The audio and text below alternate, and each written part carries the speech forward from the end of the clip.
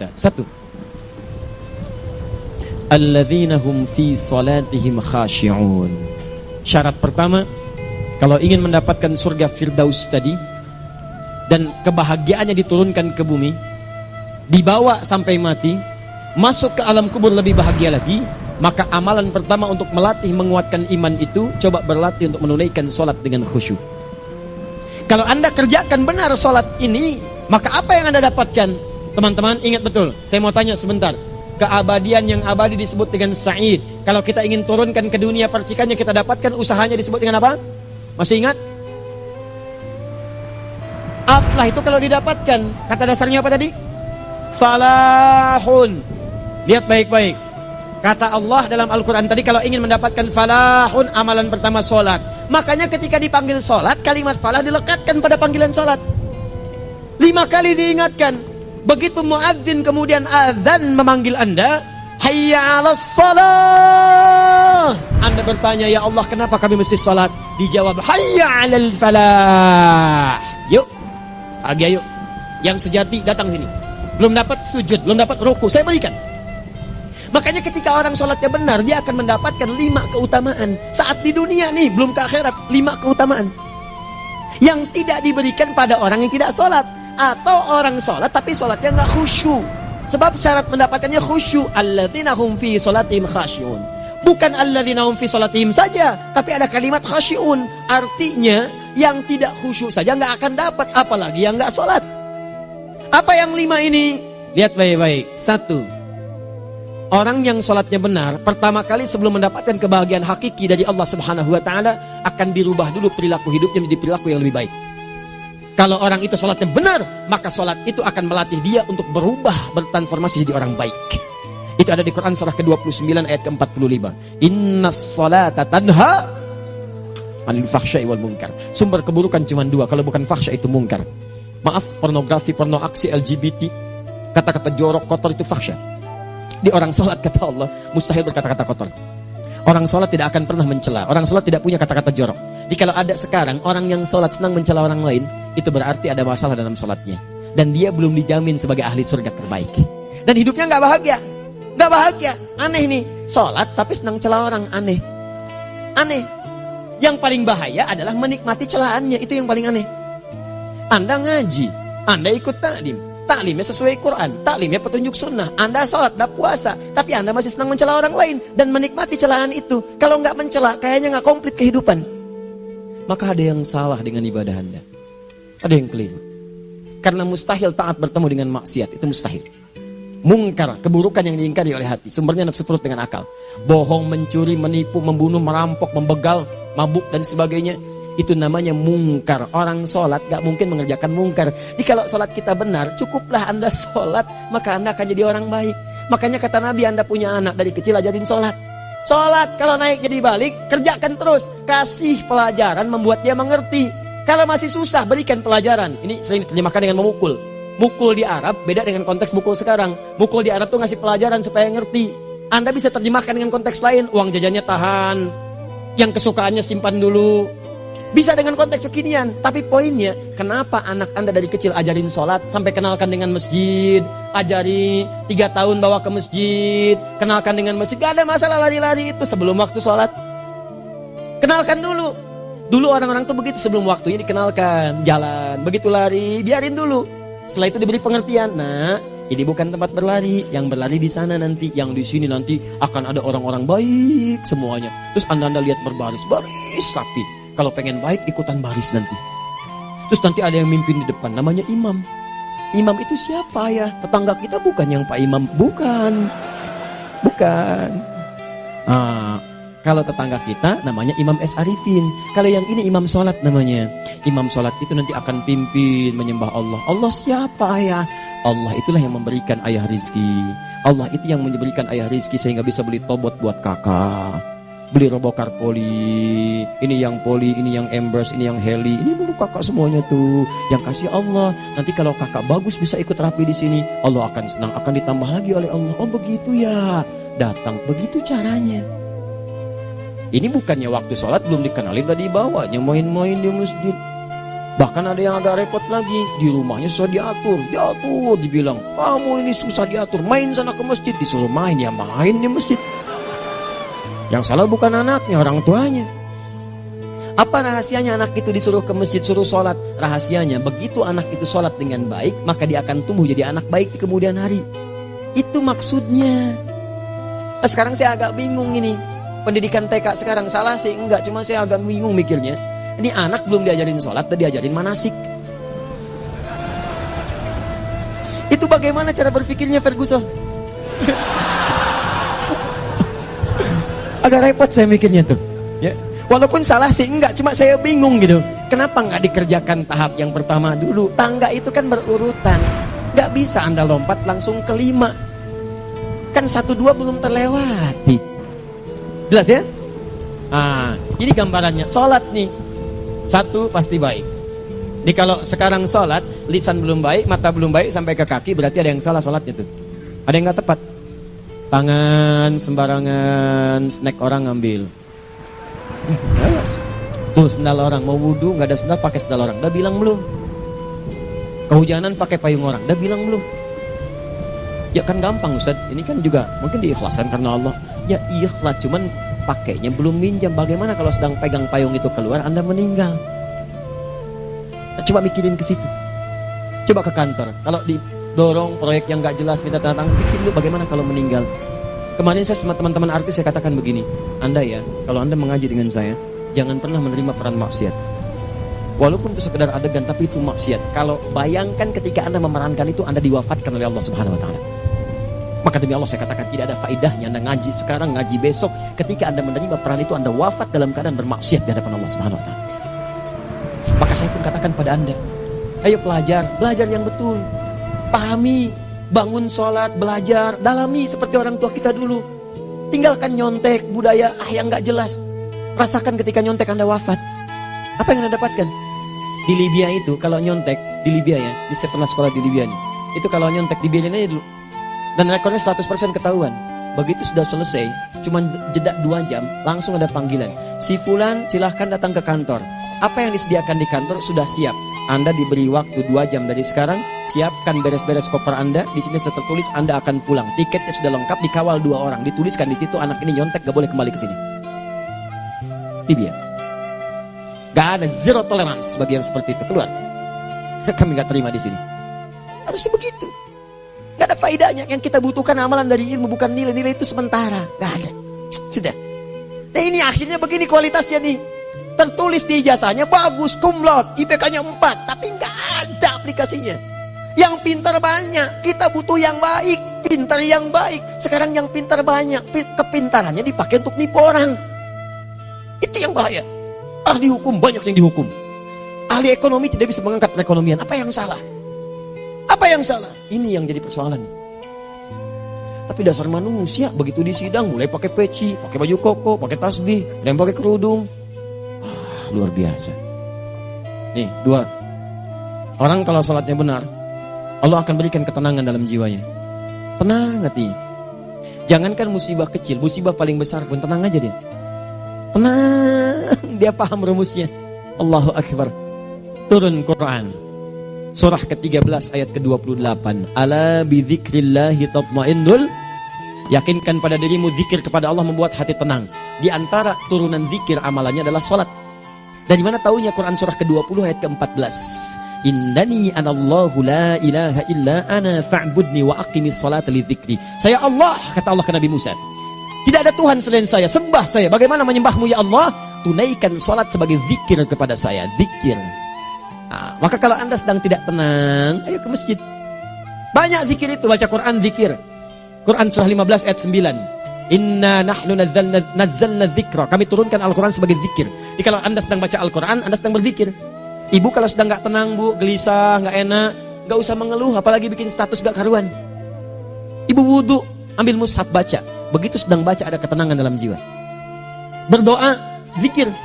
Kalau sedang gak tenang, besok ada proyek, doa dulu. Doa itu memberikan ketenangan. Makanya doa disebut dengan zikir. Quran surah ke-7 ayat 205. Wadhkur rabbaka fi nafsika tadarruan wa khifatan wa dunal jahri minal qaul. Ayo berzikir, minta kepada Allah dengan segenap jiwamu, mohon dengan penuh ketawaduan. nanti ketenangan diberikan. Menghafal Quran, baca itu zikir. Quran surah ke-54 ayat 17, 22, 32, 40. Walaqad yassarnal Qur'ana lidzikri fahal min muddakir. Menyebut nama Allah, Al-Asmaul Husna itu zikir.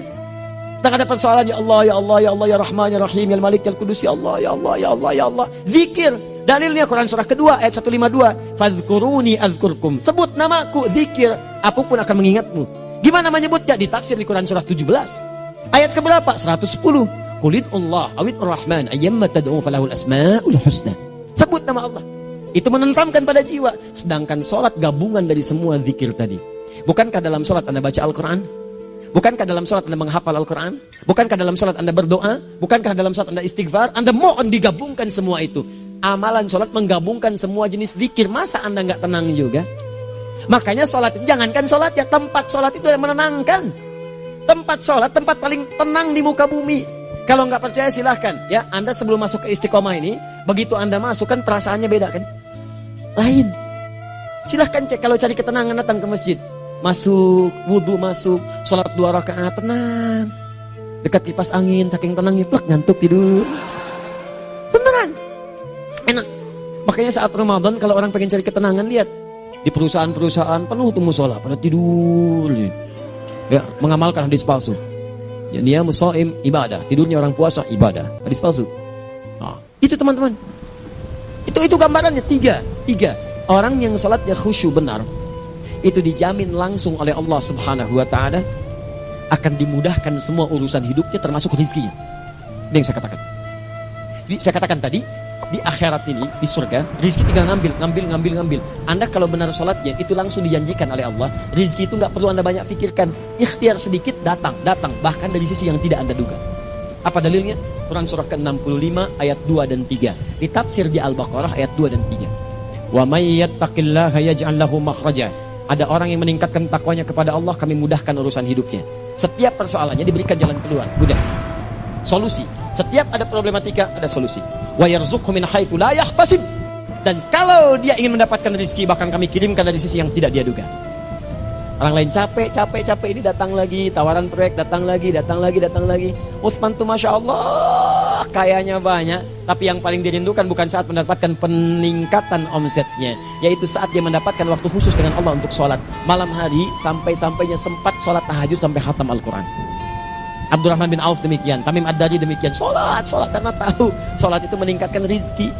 Karena tahu kuncinya ada di situ, Allah yang punya rizki. Disebut dengan Razak, pemilik rizki. Maka saya harus punya hubungan dekat dengan Allah.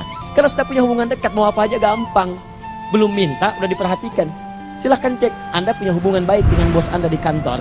Ya, sebelum Anda minta, beliau udah pikirin tuh. Telepon bendahara. Dia udah ngambil belum gajinya? Belum Pak, tambahkan bonus sekian. Kenapa? Karena dia mengawasi Anda. Allah maha tahu dibandingkan dengan bos Anda. Mendekat kepada Allah, semua diperhatikan oleh Allah. Siapa orang takwa itu? Kalimat takwa pertama di Al-Quran Al-Baqarah ayat 2. Amalannya ayat 3. Dzalika al-kitabu la raiba fihi hudal lil. Siapa muttaqin itu? Ayat 3-nya. Alladzina yu'minuna bil ghaib wa yuqimunas shalah. Gampang. Kalau pengen mudah hidupnya gampang. Biaya nggak mahal, tenaga nggak banyak. Tingkatkan takwa. Jadi kalau hidup Anda masih susah, di kantor champion, di rumah tangga bermasalah terus, atau sebaliknya, maka boleh jadi kalau gelar Anda tinggi, harta Anda banyak, tapi selalu punya masalah. Bukan Anda kurang hebat, bukan Anda kurang kedudukan, bukan Anda kurang kaya, Anda kurang takwa. Dan yang paling dahsyat, mungkin sholat Anda belum berkualitas. 4. Orang yang sholatnya benar, khusyuk dia. Bahkan saat sholat itu kalau dia minta, maka seketika doanya akan dikabulkan. Tanpa diskusi, langsung seketika. Contoh, Quran surah ketiga ayat 38-39. Demi Allah saya katakan, Nabi Zakaria punya masalahnya pelik. Sudah berumah tangga, istrinya divonis monopos, maaf bahkan mandul. Gak mungkin punya keturunan. Maka apa yang beliau kerjakan? Secara singkat beliau sholat. Begitu sholat minta kepada Allah. Hunalika da'a Zakaria rabbah. Di mihrab itu beliau bermohon kepada Allah. Bermohonnya sambil sholat. Qala rabbi habli min ladunka dzurriyyatan thayyibah innaka sami'ud du'a. Ya Allah, mereka katakan saya enggak mungkin punya keturunan. Sekarang saya ingin katakan, ya Allah, saya hanya minta darimu saja, saya enggak akan dengarkan mereka. Ya Allah, mohon Engkau Maha mendengar, ya Allah. Maha mendengar doa saya. Kalau kepada yang Maha mendengar aja enggak mengabulkan, kepada siapa lagi saya mesti minta? Apa yang terjadi? Fanadatul malaikatu wa huwa qa'imun yusalli fil mihrab.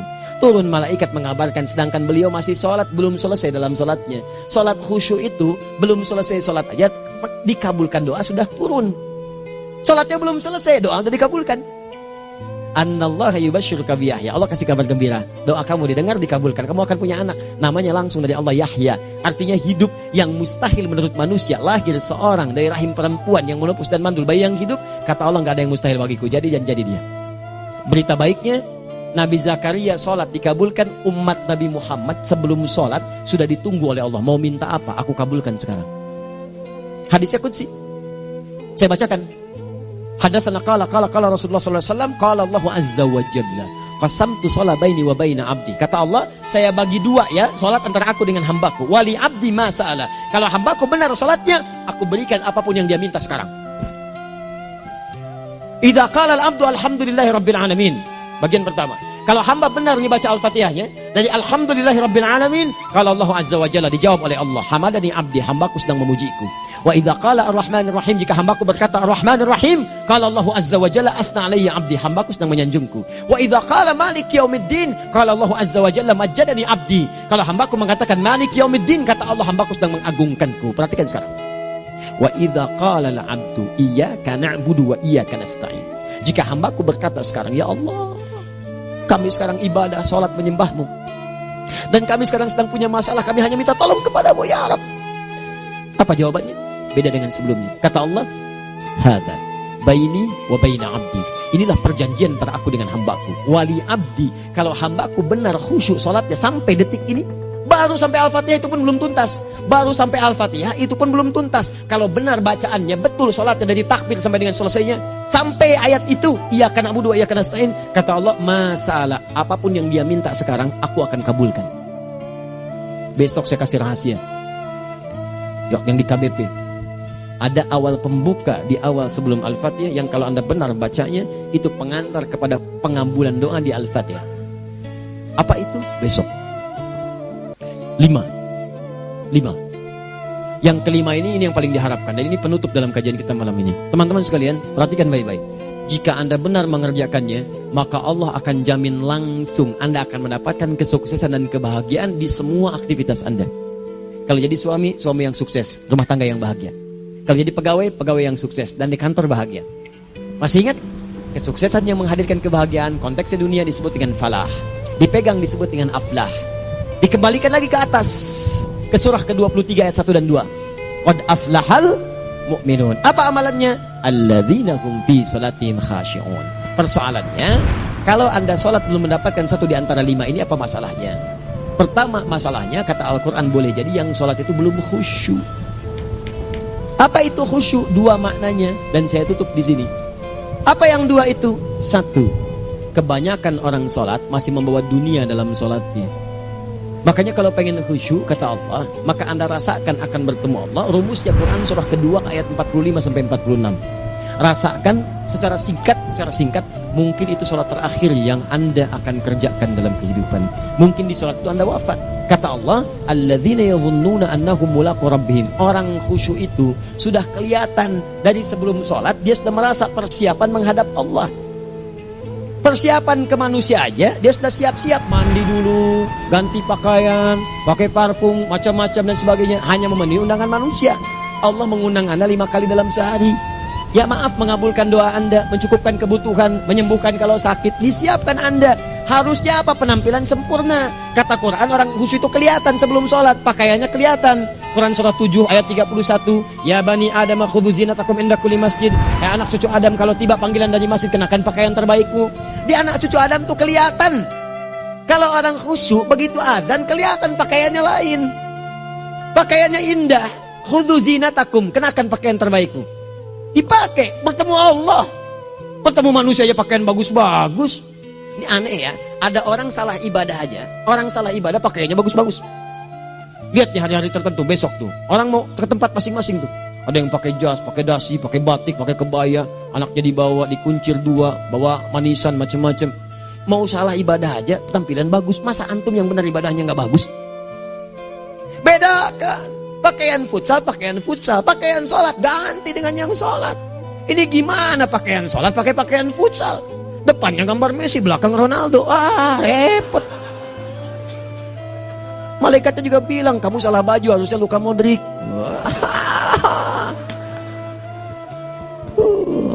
Apalah saya.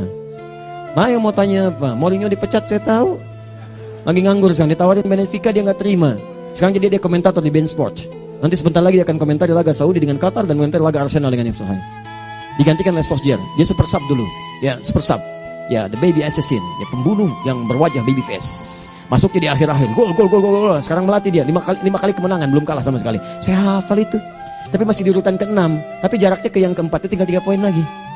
Hafal saya. Liverpool tahu cuma 4 poin sekarang bedanya, kemarin 7 kalah 2-1 sama Manchester City. Walaupun banyak analisis yang menyebutkan mungkin itu diberikan saja gitu kan, karena ada yang lain-lain. Hafal kedua Manchester City. Hafal saya. Ayo mau tanya apa lagi? Tottenham Hotspur ke bawahnya, ada Chelsea, ada Arsenal, baru kemudian Manchester United. Liga Italia, wah udah gak kekejar Juventus. Ya, apa lagi? Dan seterusnya lah. Gak ada ujungnya bahas yang begituan. Jelas ya? Maksud saya, Anda tanya itu saya jawab. Tapi tidak menghilangkan ibadah kita yang lain. Dan apa ruginya? Ya tahajud dah. Apa yang bisa dikerjakan besok, lihat besok. Ya kan tahajud kan bisa besok. Ada orang tahajud jam 10 pagi? Gak ada. Lebih baik Anda kerjakan malam tahajud. Yang tidak bisa dilihat malam, bisa dilihat besok. Cara berpikirnya bagaimana kalau besok meninggal? Gak kesampaian teman-teman sekalian. Gak kesampaian. Nah maka dari itu, Anda kalau mau ada panggilan sholat, siap-siap baju yang bagus. Itu sempurnakan. Anda panggilan orang mandi. Panggilan Allah, buka Quran surah 5 ayat 6. Sempurnakan wudhu. Ya ayyuhalladzina amanu idza qumtum ila shalah faghsilu wujuhakum. Wudhu yang baik. Berpakaian yang rapi. Kenapa? Karena boleh jadi saat dipanggil Anda wafat saat itu. Maka wafat Anda dalam keadaan yang suci, dengan keadaan tobat, dengan pakaian terindah pada saat itu. Yang kedua, maaf, orang-orang kurang khusyuk itu saya tutup. Yang kedua itu karena kebanyakan orang sholat tidak paham, tidak mengerti apa yang dibaca dan dilakukan dalam sholatnya. Jujur pada diri sendiri, jawab pada diri Anda. Sampai sekarang Anda sholat, berapa persen bacaan sholat yang Anda pahami? Jangan-jangan selama ini Anda sholat ribuan kali sujud, ribuan kali ruku. Gak ada yang paham yang dibaca. Sekian persen yang paham, bagaimana sholat Anda bisa khusyuk?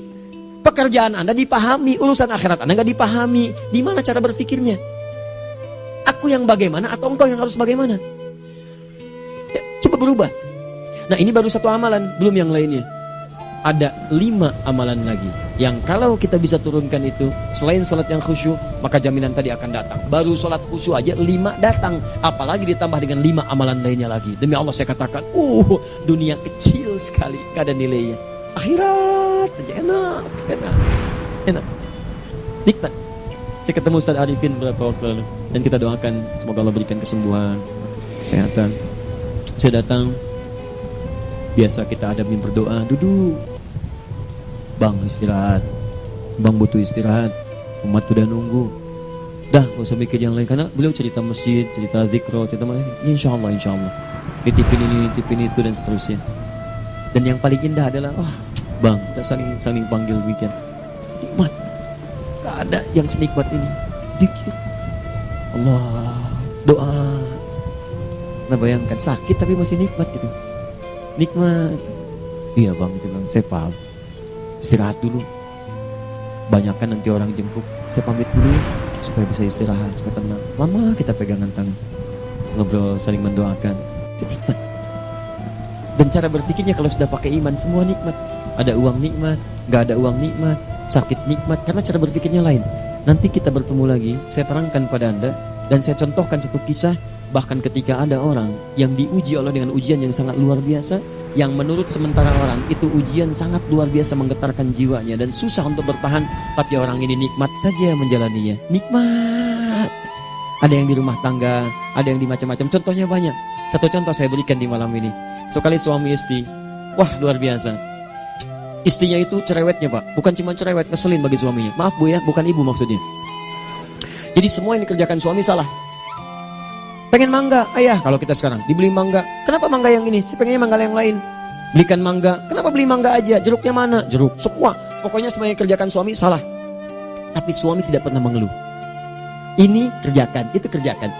Satu kali, perhatikan cara memandangnya. Ketika iman sudah masuk ke dalam jiwa. Kata temannya, akhi, istri kamu ini begini, nyusahin kamu. Kenapa kamu gak cari yang lain?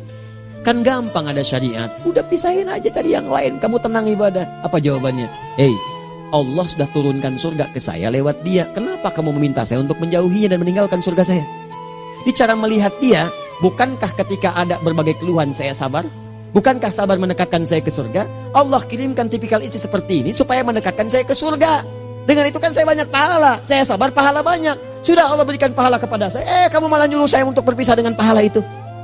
Perhatikan cara berpikirnya. Indah. Kalau rumah tangga seperti ini semuanya enak. Suaminya biasa-biasa, istrinya cantik, luar biasa. Begitu berdandan kelihatan kata suaminya, Masya Allah, wajahnya tak berpaling, mata tak berkedip. Kata istrinya, ya zauji madzabik, sayang kamu kenapa? Wallahi syakiran lillah bihadari, demi Allah aku bersyukur mendapatkan istri secantik kamu. Kata istrinya, nahnu fil jannah zauji, kita berdua di surga. Kata suaminya, kok bisa begitu jawabanmu? Iya, kamu bersyukur dengan keadaanku, aku bersabar dengan keadaanmu. Catat. Bukankah orang syukur dan sabar di surga? Tuh lihat, canda-canda orang-orang soleh itu begitu. Nikmat ketawa walaupun nyelekit di hati. Cuman bawaannya enak gitu. Nah, nanti itu ada tuh, nanti saya turunin tuh. Yang di rumah tangga, yang ini, yang itu nanti. Kapan? Pertemuan berikutnya. Ya, jadi kita cukupkan dulu di malam ini apa yang kita pelajari supaya nanti nggak terlampau banyak kita dapat materi. Cuma sayang sedikit mengamalkan. Saya sudah tuangkan di sini. Banyak saya tuliskan termasuk di keluarga, di macam-macam. Ini saya tulis tapi silahkan Anda baca. Kalau ada manfaat silahkan dapatkan. Kalau ada yang kurang silahkan sampaikan untuk dikoreksi. Semoga Allah muliakan kita semua insya-Allah. Sekali lagi, perbaiki hidup. Jangan banyak mainnya. Dan sudah, jangan banyak membuang dengan yang sia-sia apapun yang dihadapi. Sekali lagi, tolong jaga kondusivitas, bantu negara kita, ketertiban, keamanan. Kalau saya menyampaikan sesuatu ada singgungan dengan yang kekinian, itu maksudnya koreksi masukan-masukan supaya diperbaiki. Tapi tetap dalam urusan pemilihan kita punya pilihan masing-masing yang tidak boleh dipaksakan. Jelas ya? Baik, jadi ya saya sampaikan sekali lagi. Pertama, pilih mana? Anda dipaksa harus ikut, atau yang kedua, kita bebas memilih sesuai. Dah. Sudah ya. Jadi kita akhiri, subhanakallahumma bihamdika asyhadu an la ilaha illa anta astaghfiruka wa atubu ilaik. Wa akhiru da'wan alhamdulillahirabbil alamin. Berjumpa besok sesi terakhir fikih ikhtilaf di Masjid Ar-Rahman Kota Baru Parahyangan. Assalamualaikum warahmatullahi wabarakatuh.